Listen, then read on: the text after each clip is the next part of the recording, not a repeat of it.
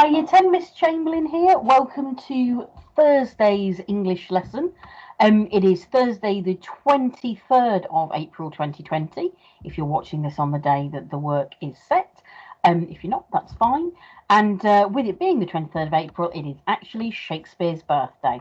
Shakespeare would have been 456 if he was still alive today. Personally, I'm alive because it means that we've got no new Shakespeare plays to enjoy.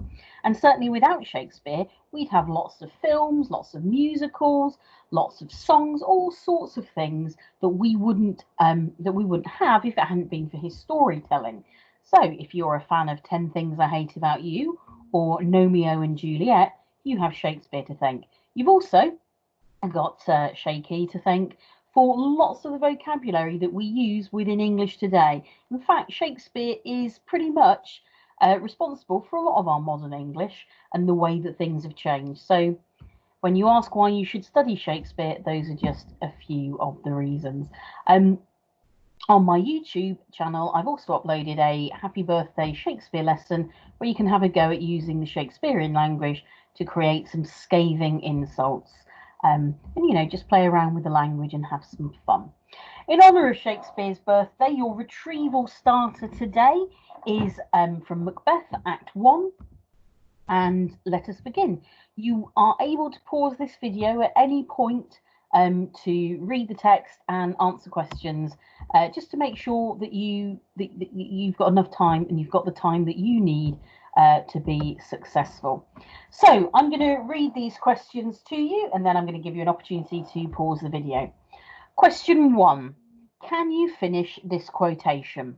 Fair is foul, blank, blank, blank, blank. We hover through the blank and the blank air. Number 2. List 4 things Lady Macbeth invites the spirits to do to her body.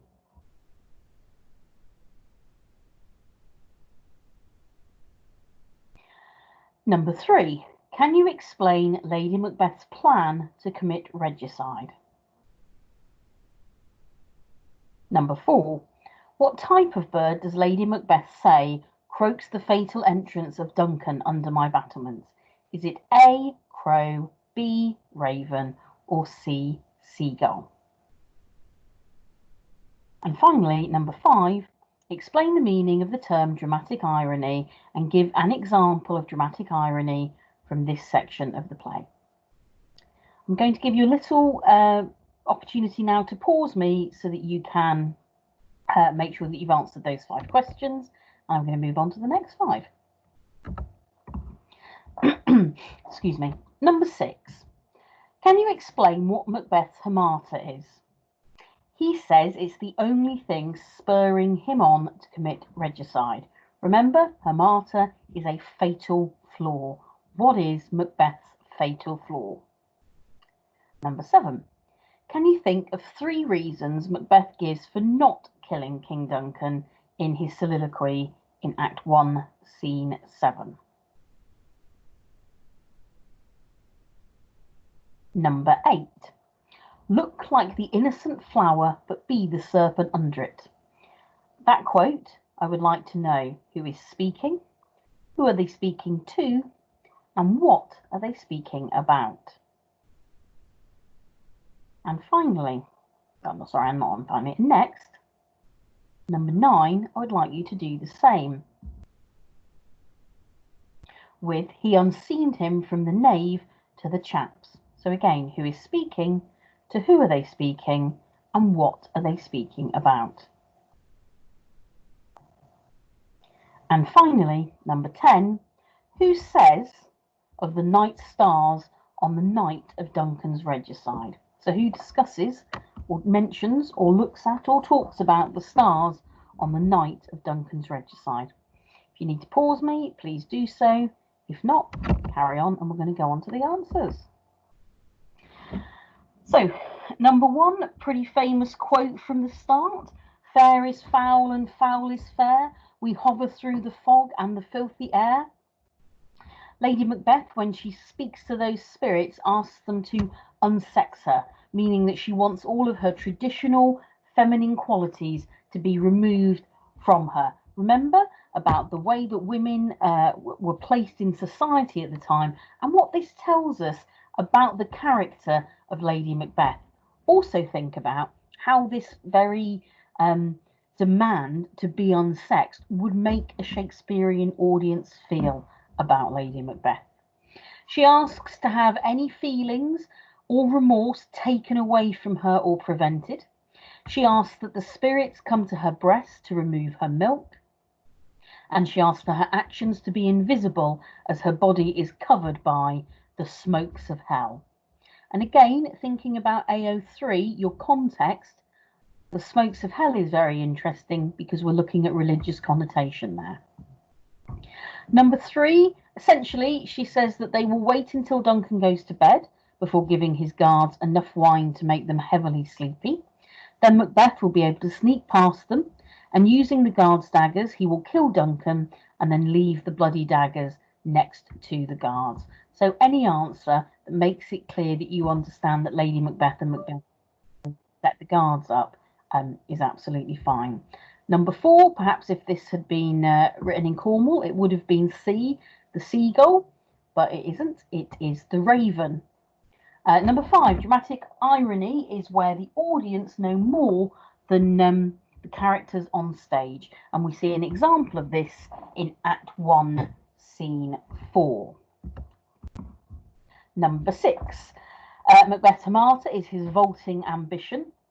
Remember as well this use of the word vaulting, this overleaping and overtaking sense that we've got, that should indicate to us that Macbeth is wanting to leap over the great chain of being or the divine right of kings to snatch the crown that isn't rightfully his. He is vaulting over the succession and the proper way that things should be done according to the beliefs at the time.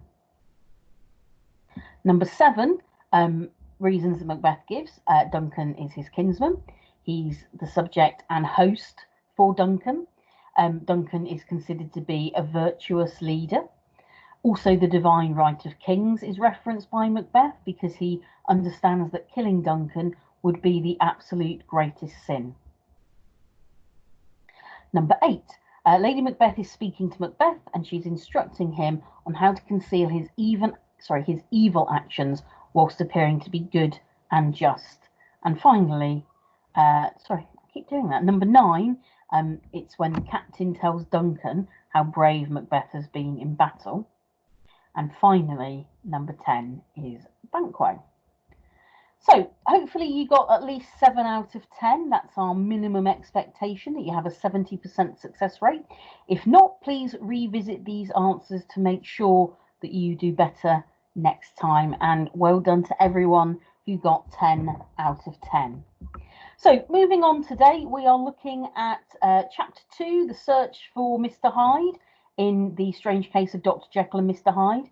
The knowledge that we're going to be consolidating today is taken and referencing Chapter 2 of the novella, and also the character of Mr Hyde. The skills that you're going to be reinforcing today are those that are found in English literature, paper 1, that's the Jekyll and Hyde question, AO1 and AO2, but also in your English language exam, particularly paper 1, question 2, the language question, question 3, the structure question, and paper 2, question 3, the language question. So everything that we're doing at the moment whilst you guys are studying from home is designed to reinforce the knowledge that you need for your English literature exams, but also making sure that you're practicing your English language skills.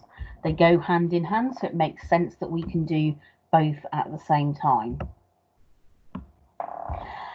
You have a description of Mr Hyde here in front of you. He's not easy to describe.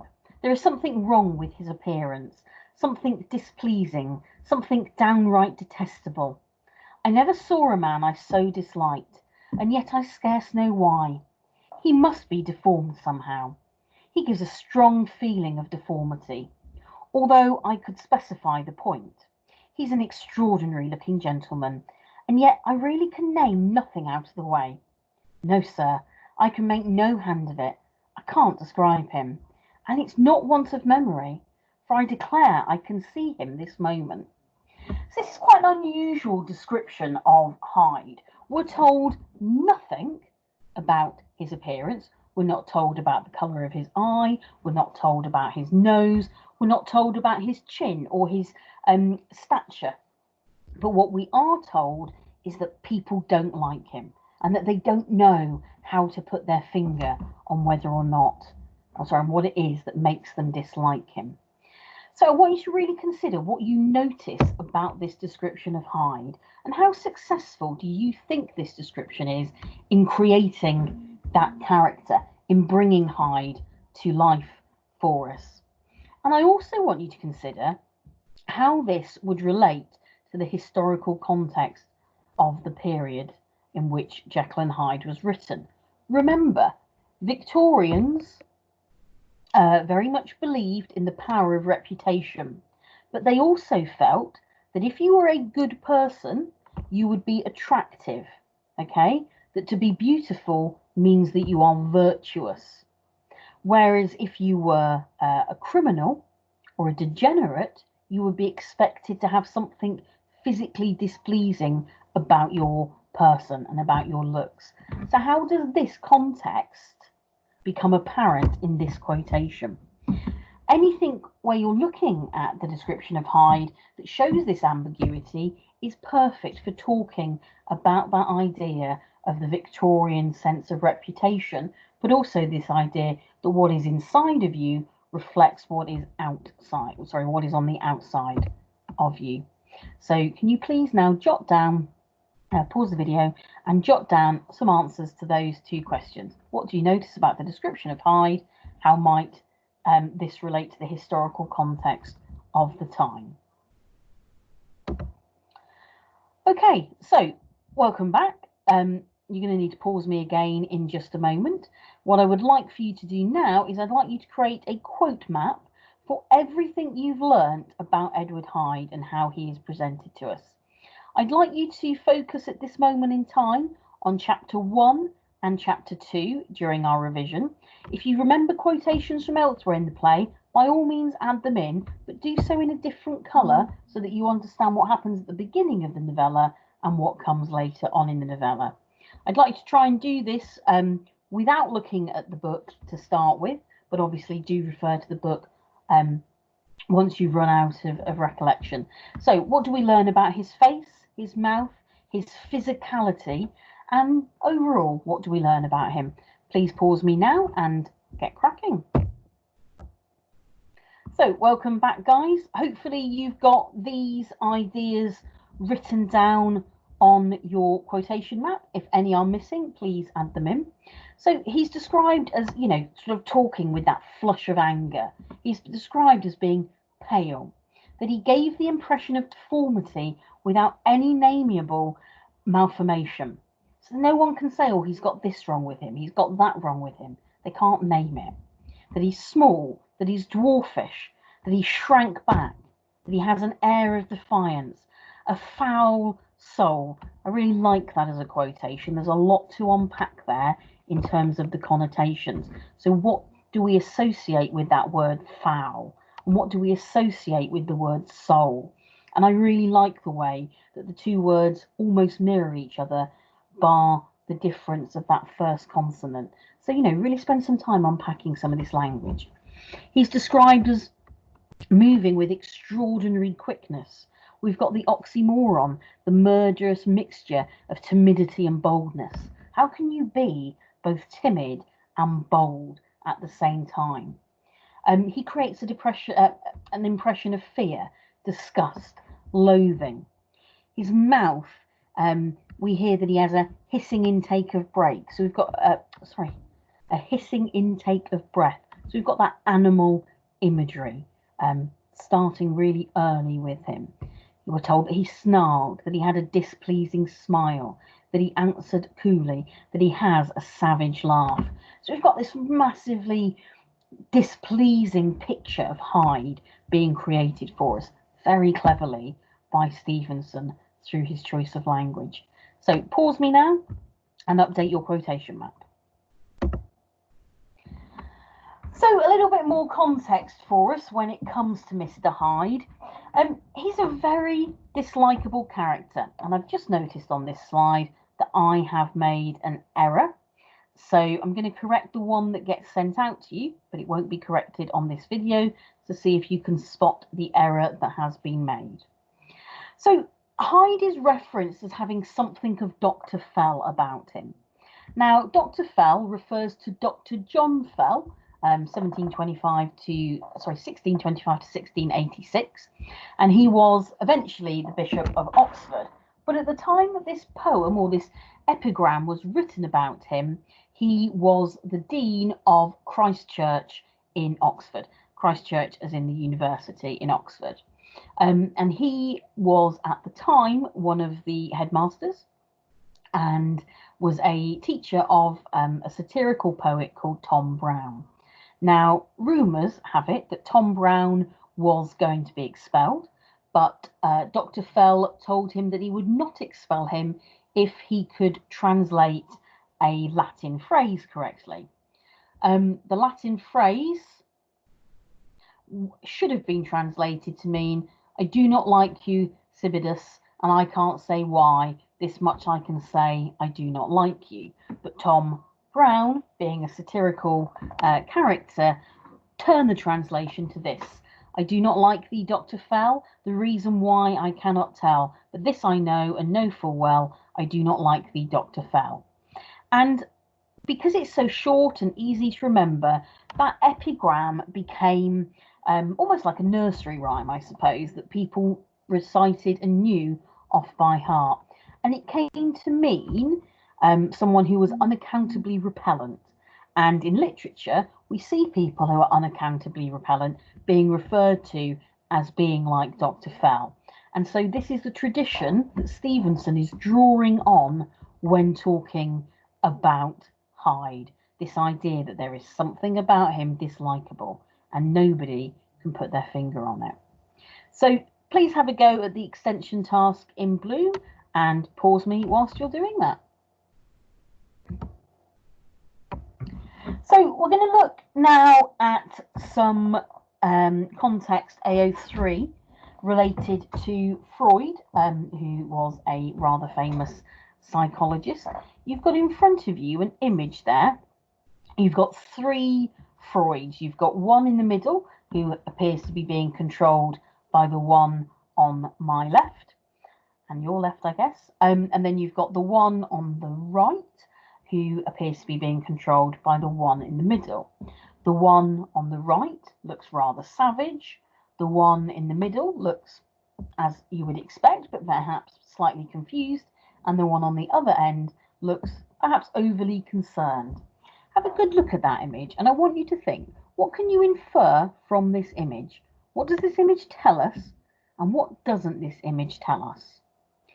And I'd like you to pause the video now and go back onto class charts and to find the link to the Open University explanation of the id, the ego, and the superego. I want you to read that very carefully, and then I would like you, in your own words, to write a definition. So what is an id? What is the ego? What is the superego? And once you have those definitions, use these answers on the next slide to check that your definitions are correct. Pause me now, watch the video, complete the definition task, and then restart. Right guys, so hopefully that video was really useful for you, and hopefully it helps you understand this idea that Freud had, this idea that our human mind is made up of three distinct parts. You've got your id, which has no impulse control. It wants it now, okay? It's the part in you that makes you reach out and eat the donut, that need to have that desire quenched. You've got your ego, which is you, the bit that you control. And that might be the bit that says, oh, well, you know, I shouldn't really eat the donut because I need to lose weight, or I shouldn't really eat the donut because I'm not actually hungry. And then you've got your superego, which is, I guess, the place that contains our social conscience and our experience of guilt. And that's the one that's likely to make us not want to do something, okay? And so our ego, us, the bit that we're conscious of, has to balance our id and our superego. So I want you to think about this in terms of Jekyll and Hyde. Who is the superego for Jekyll? Does it still exist within him? And is Hyde the representation of the id? Okay. And if that is the case, then how much control does Jekyll truly have on his id? Is he even having a superego, or is his superego external to him in the form of Utterson? Now, this was around, different points of the writing of Jekyll and Hyde, so this is something he would have been aware of, and it certainly would have been something that he may have allowed to influence his writing and his thought process. We know that Stevenson was interested in science and psychology and the way that the mind works and the world works. We know that he had this real interest about the conflict between science and religion. We see that all throughout Jekyll and Hyde. So I want you to consider how this could be reflected in the novella. Okay, so to round off our lesson today, we've got two pieces of work to do. The first is a creative piece of work, and the second is a piece of writing. So using absolutely any type of art material that you want, anything from baking a cake to a drawing with pencil to collaging, whatever, I would like you to create a piece of artwork that symbolises the character of Mr Hyde. Your artwork must contain some quotations from the novella woven into your artwork.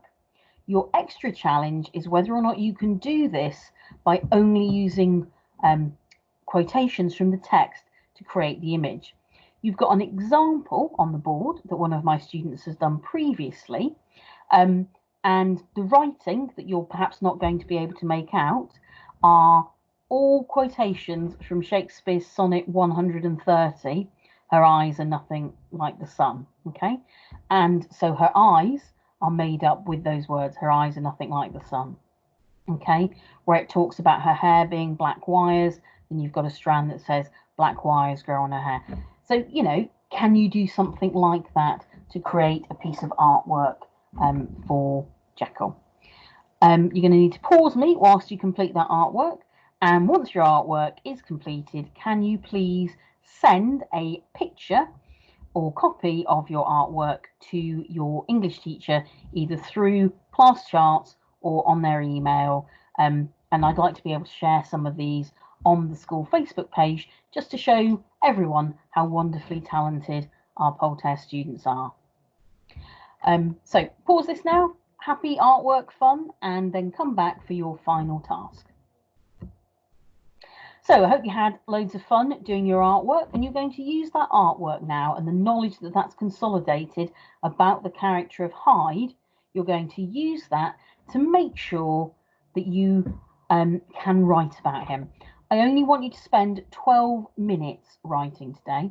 So using your artwork as a basis and selecting 3 quotations that you've used from that artwork, you have 12 minutes to write as much as you can in answer to this question. How is Mr Hyde presented in chapter 1 and chapter 2 of Jekyll and Hyde? You have 12 minutes because that's as long as you would have on English language paper 2 to answer question 3, the English language question. So 3 quotations from your artwork. How is Mr Hyde presented in chapter 1 and chapter 2 of Jekyll and Hyde? Good luck, guys. Stay in contact with your teachers if you need support. Don't forget to send your artwork in for submission, and I look forward to seeing you soon. Stay safe. Please pay attention to all government advice, and remember to keep washing your hands. And hopefully we will see one another soon. Thank you. Goodbye, guys.